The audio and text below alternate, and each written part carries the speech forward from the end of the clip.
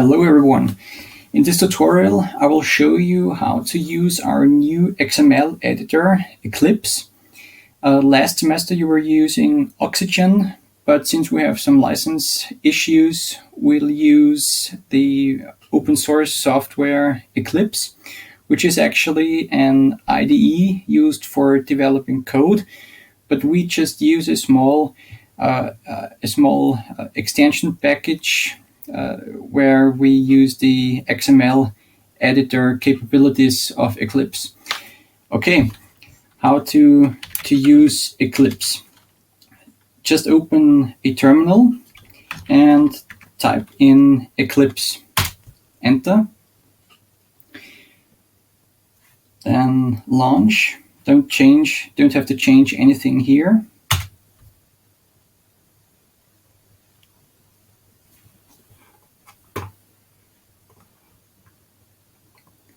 Okay, if you open it for the first time, the window looks like this. So the next step is to load a new dummy XML project, or to create a dummy XML project. And this is done by either clicking here on Create a Project, or in case you don't see this project explorer, just go to File, New, Project, Examples, Editing and Validating XML Files. Click Next. You don't have to change anything, just click Finish, and a dummy XML project is created. So since we don't need any dummy XML projects, we can simply mark everything inside this XML examples project and delete it. Okay. Now we can load the XML file we want to edit. So right-click New File, Advanced, Link to File in the file system, and choose the XML file you want to edit. So in our case, we edit this magnet nodal to the linear XML example. Click Open and Finish. Okay, now we have loaded our XML file. Please don't change anything inside the header lines here, because these header lines, or this header line, actually points to a specific directory inside the virtual machine where the XML scheme is located. So we don't use we don't connect online to the XML scheme as you did it last semester. And I heard from Professor Kaltenbacher that there were some issues. So this semester we put the scheme, the XML scheme, like the skeleton of the XML scheme, into a local folder inside the virtual machine. So you don't need to be connected to the internet if you want to edit the XML files. Okay, and the editing itself works just like in Oxygen. So if you want to, for example, if you want to find out which input files you can specify, just go into a new line and open this bracket. And then you can see, just like in Oxygen, which files are available or which tags are available. For example, let's just choose the CDP. Then go into the CDP tag and insert a blank space.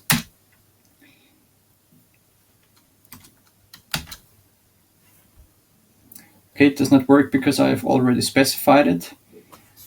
Let's comment it.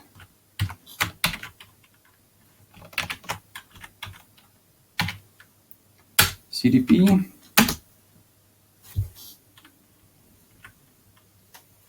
Okay, why does it not work? Okay.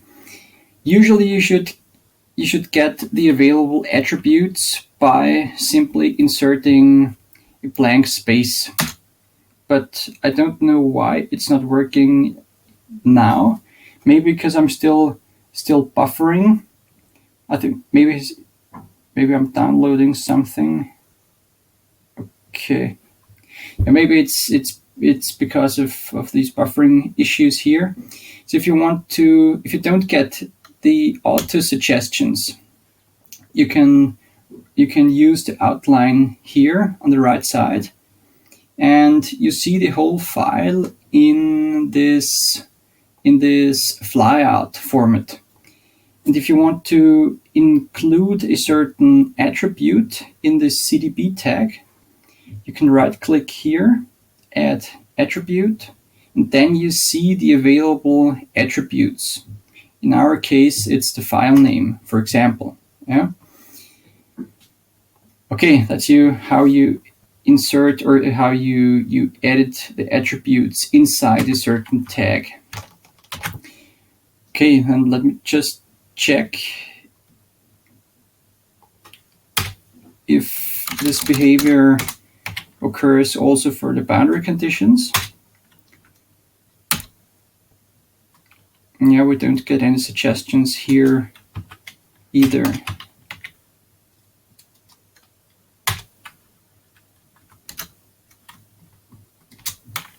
Okay.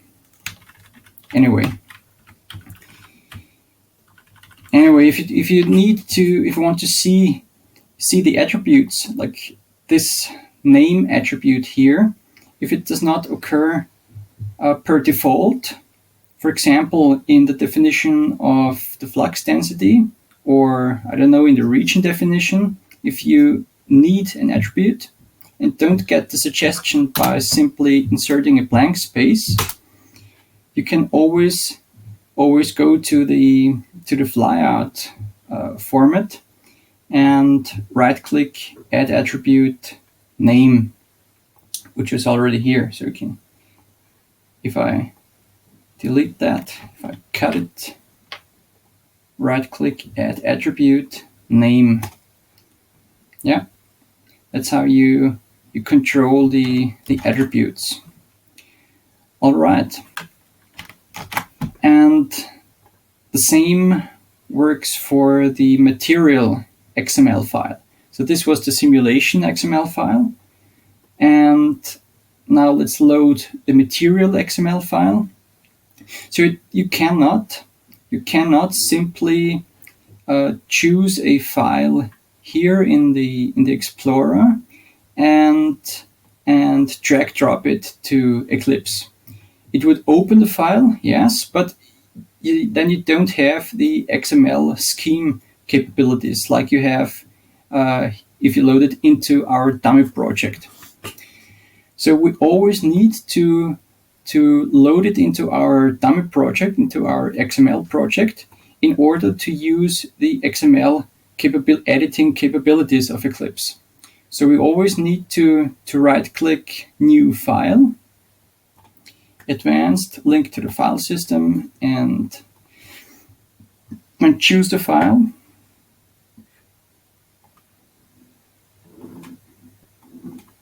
In our case, we want to have a look at the material XML file. And here it is. Again, don't change the header, because it again points to a specific location in the virtual machine. So you don't need an internet connection to edit the material file as well. Okay, and here editing works just the same as in the simulation XML file. Open a tag, open a bracket, this kind of bracket, and then you see the available tags. So let's check if we get the attributes here. No, it does not work. Probably because of these heap stuff here that is loading. All right. Anyway, we again have the flyout format, and can right-click add attributes and get the available attributes. All right, so there's not a big difference between Eclipse and using Oxygen to edit the XML files. The only difference is that you need to load your XML files into this dummy project in order to use the XML capabilities. All right, that's it.